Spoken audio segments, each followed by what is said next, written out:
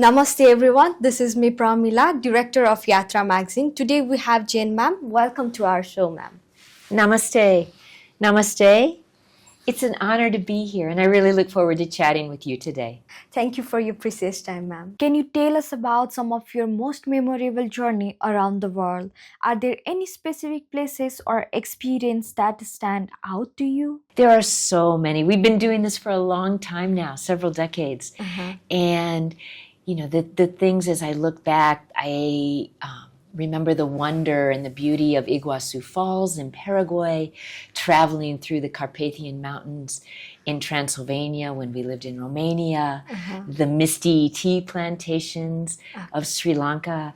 But Nepal has just so added to all of those wonderful experiences, the majesty of Everest, being able to visit Lumbini, such a sacred place, crunching into a Mustang apple in Mustang. We have so many memories, and we're so fortunate to be here.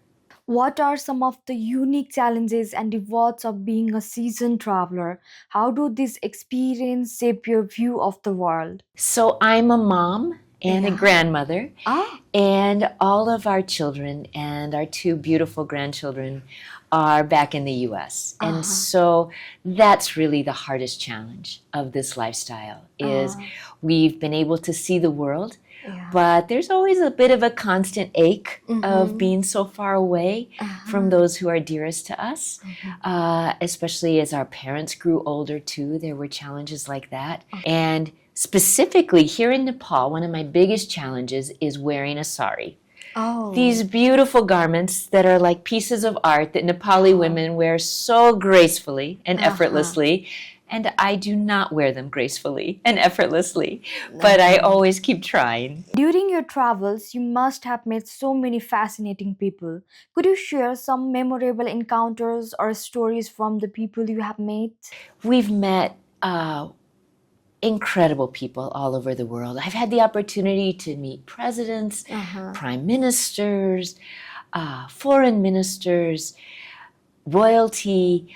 We even got to meet Mother Teresa, which is a highlight. But, you know, when I go back, the people that I really hold with me in my heart are the folks that I just had regular interactions with on a day-to-day basis. And I think of people like the chaiwala outside of my workplace in Calcutta, who had my very own cinnamon stick there and would make my own special chai every afternoon on a tea break. And I think of the incredible people I've met here, the indigenous women that are being helped with microloans through USAID and are farming to support their families. Women like Dr. Sunita Maleku, who had a child with autism, realized there were no resources, rolled up her sleeves, and has created Autism Care Nepal, and is now providing resources for people all over Nepal who have children with autism. I think of Shova Giawali and her team at FWIN, who are helping women entrepreneurs and women businesses to get up on their feet and go and become sustainable. I think of Rabindra Puri, who, you know, building by building and temple by temple is restoring and conserving and preserving the art and heritage of Bhaktapur. The committee in Janakpur at the Women's Development Center that are giving opportunities to women to continue to create and make beautiful art forms and still make a sustainable living. There are so many people. I could go on and on. It's the people that are making everyday differences in lives that stay with me most clearly. How would you describe your in-flight experiences? Do you have any tips or routine for making long flight more enjoyable or comfortable? I've spent lots and lots of hours on airplanes, as you can imagine. And so what I do is I always make sure I have a really good book to lose myself in. Oh, wow. I do like to, when it's available, watch movies, but my hands like to be doing something. So I always stick in one of my needlepoint projects or knitting to do along the way. Wow. I'm a yoga teacher, so I do some in-seat yoga that I think about to keep in-seat yoga. There are things that you can do to keep the blood pumping and to so you don't get too stiff. And the most important advice of all is hydrate, hydrate, hydrate. Keep drinking water because even if it does make you have to get up a lot, that's good for you too. Okay, that's great. We've just got the system down to how to make it most comfortable and to get there as healthy and as ready to go as we can.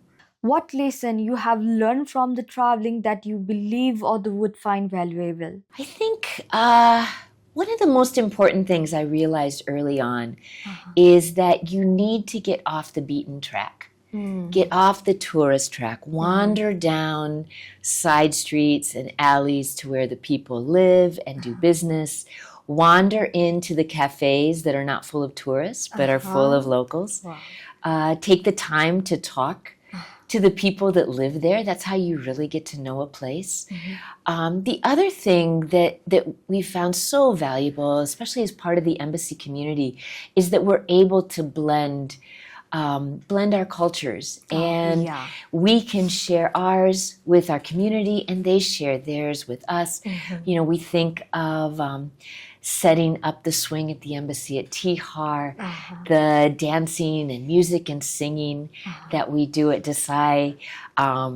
We serve turkey and potatoes and stuffing to the embassy community at Thanksgiving, and we have a balloon parade. We throw the colors at Holi. And so it really does become a place where we can learn from them, they learn from us, and we just become such a beautiful blended community. As a spouse of the US ambassador to Nepal, you have a unique vantage point. What has struck you the most about the cultures and the daily life here in Nepal? I really am so fortunate because we get to do so many experiences, travel so much of the country, and meet people from as we said, high government officials, but we also get to meet school children and their parents, and we get to meet farmers, we get to meet business entrepreneurs. And the thing that strikes me over and over about the people of Nepal is their resilience, their warmth and kindness. We've met people all over the world, but Nepal has a really special place with the level of graciousness, warmth, and welcoming that we receive here. People open their homes to us. They open their friendship circles to us. We've made so many dear Nepali friends that we will treasure and take with us. And I think it's that stays with us. Is we've also been able to meet so many young people and see real change makers that are so determined to not only change their own lives, but look around and want to change the lives of those around them. Could you share some of the places in Nepal that have resonated with you the most and why they left an impression on you? The sacred monasteries, the ancient monasteries of Mustang, Muktinath Temple in Mustang, places that hold so much resonance with people, and something I find in common, because I find Nepalis to be people that reach outside themselves to the divine and to something greater than themselves, as I do myself. So I think I find those places really special. But certainly the majesty of Everest, the charm of Namche Bazaar, the turquoise river of Karnali as it goes through the valleys, all places of such beauty that resonate with me. Searching for the tiger, Oh. and actually being fortunate enough to find one Oh. in the jungles of Chitwan, and seeing a place where the one-horned rhino is coming back so strongly. I love animals, and so there's so many things in Nepal that I just find such wonder and excitement about. Oh. How has your time in Nepal allowed you to connect with local communities, and what aspect of Nepalese cultures you have came to appreciate the most? You know, what you find is, as you travel the world, is that people are people everywhere. They love and they laugh and they fight and they mourn. Yeah. But the people of Nepal have a special determination. And I think you see that in their history. They were never conquered, they were never colonized. Yeah. And you still see that wonderful, strong spirit in them today. And so, and I love the way that they work so hard. They also celebrate so hard. The festivals of Nepal that we just enjoy so much, Tihar and Dasai. They even have a special festival for the dogs, and we have a big goofy Labradoodle ourselves, and so he gets a special meal and special recognition on Kukor Tihar, and you enjoyed it a lot there, we right? do enjoy it so much. So so Nepal really has a special place on this globe, and its people are really unique and have so much to offer. Social investments and the community involvement can play a significant role in diplomatic relationship. Could you share any initiative or project you have been involved with in Nepal that are close to your heart? We've gotten to know a Mighty Nepal a little bit, working anti-trafficking. FWIN is a very important organization that I've become close to. A1 that does so much to support and give to people in need, and their team. I think the one that's most special to me is as a teacher myself and a special educator. There's a school, the Asha Vidya Sharma School in Baluja, and we recently received a grant through the J. Kirby Simon Trust that offers grants to people in the State Department and their families who are doing some volunteer and service work around the world. And we received a grant from them, and we have established a new lending library and resource library for the teachers and students at this school that they've not had before. And it's so that we can get books into their hands that they can take home, share with their families, but also to get some manipulatives and hands-on instructional materials for the teachers at that school so that they can expand their instruction strategies. What similarities or differences you have observed between Nepal and other countries you have lived in or visited? I think it's the way that Nepal embraces diversity is something very special. There are so many different religions here, ways that people worship. There are so many different festivals, the number of ethnic groups and languages. And Nepal is very unusual in how all of those tapestry of beliefs and groups weave together to make this beautiful fabric. It's also, as my husband often says, it's the only national anthem that we know of that actually celebrates diversity in its words. A lot of countries talk about the strength of diversity. Nepal lives it every day. If you were to describe Nepal to someone who have never been here, what would you say to capture its essence? I do this all the time to try to get people to realize how important of a holiday in Nepal is. And we recently I had 5 teacher friends come and visit because I just kept urging them. They were saying, well, we're going to go to Europe this year. And I said, you need to get on another airplane and come all the way to Nepal. And they did. And everything proved true. The mystique, the beauty of Nepal is truly something special. You're at the top of the world. You can see Everest. You can see mysterious jungles. You can eat succulent food from biryani to dal bhat to momo dripping with ghee. You can celebrate with them at all of their festivals. You can take home beautiful handicrafts, carpets and saris and mandalas.